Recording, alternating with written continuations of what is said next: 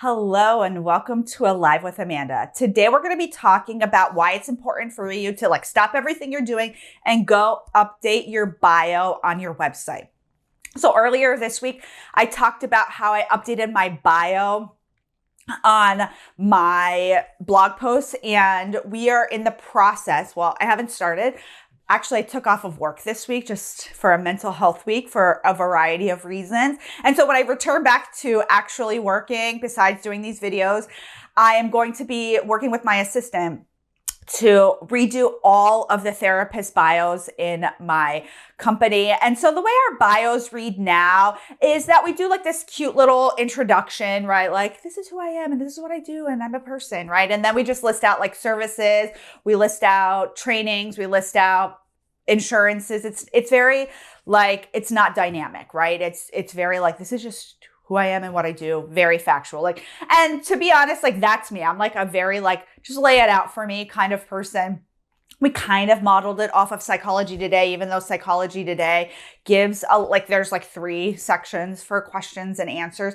And so we're going to be redoing all of that. We're going to be really focusing on the location of the therapist. And so for forefront, it's going to be their names. We're going to write out. So before we used to do LMHC or PsyD, we're going to say psychologist, licensed mental health counselor, and then we're going to put therapist in Hollywood, Florida, right? So first, right away, it's going to be location. We're going to expand on that about me section. And then we're going to change over all of the bios to more conversational. Amanda Landry is a therapist in Hollywood, Florida. She accepts Blue Cross Blue Shield, Cigna, blah, blah, blah. We're going to make it a little bit more in paragraph form. And then the same thing, Amanda utilizes cognitive behavioral therapy and EMDR in working with, children and adults with anxiety disorders, etc. And then we're going to put some questions and answers. I haven't quite figured out because I don't want it to be so so uniform. So I might give my therapist 10 questions that they can answer. They can pick 3 of the questions that they want. Something like, who are your favorite clients to work with? We might not say favorite clients, but who is your ideal client? What training did you take that was the most impactful? What do you love about being a therapist? When did you decide to be something? I'm going to use AI for AI to tell me what questions people are engaging for people, because that's a big thing nowadays. And actually I've been looking at a few websites that are ahead of this now that I really think about it, and they are using a lot of question and answer. And I think that's going to be the way a lot of blog posts and websites and bios go, is there's going to be questions and answers, right?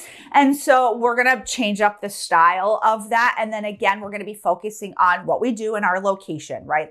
Where are these people located, so that it is really drilled down. And so it can be very helpful to the reader to know that this person is an expert in EMDR and,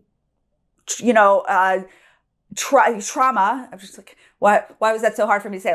EMDR and trauma in Wellington, Florida, right? That's what they do. That's what they're good at. And they accept Blue Cross Blue Shield, right? So it's going to be really easy for somebody to discern from their bio, but it's not going to be so just now we just have bullet points of what they do. It's going to be more conversational. And so we have almost 100 therapists. So it's going to be quite a project to have all of that redone, but we are going to do it. We're going to really make our bios stand out.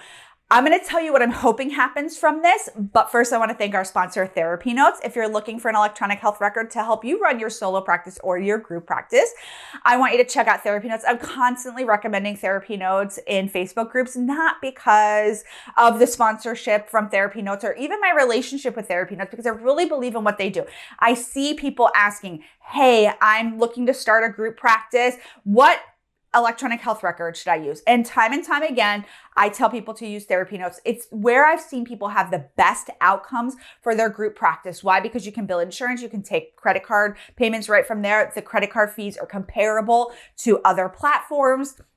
You can have the Therapy Fuel AI note taker. There is a telehealth option. There's portal messaging. You can send different paperwork to your client. And then there's a reporting function. And for a group practice owner, the reporting function is really what stands out to me. I always tell people if they're hesitant, jump on a demo with TherapyNotes. They'll walk you through it. And I think time and time again, people are choosing TherapyNotes, especially at the group practice level, which is what it was really designed for. It's great for solo practice. But again, if you're thinking of starting a group practice, or you already have a group practice and your electronic health record is limited, because they are, I want you to check out TherapyNotes. So going back to what I'm hoping happens is I'm hoping that both from a Google and a ChatGPT, because those are like the two players, right? The big players, but there's many different search engines and AI tools. They start to see how rich our website is, that it's really pointed about who we are and what we do and where we do it. And that we start really coming up on those searches, right? Or people put into ChatGPT, who are the best therapists in Davie, Florida, that accept Blue Cross Blue Shield, that work with trauma. I want my clinicians to pop up, right?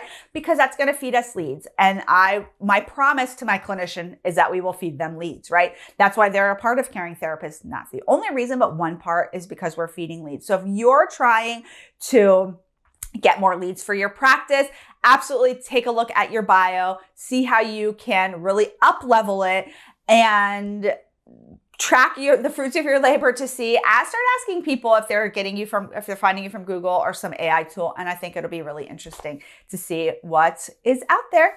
Good luck, everybody. Bye-bye.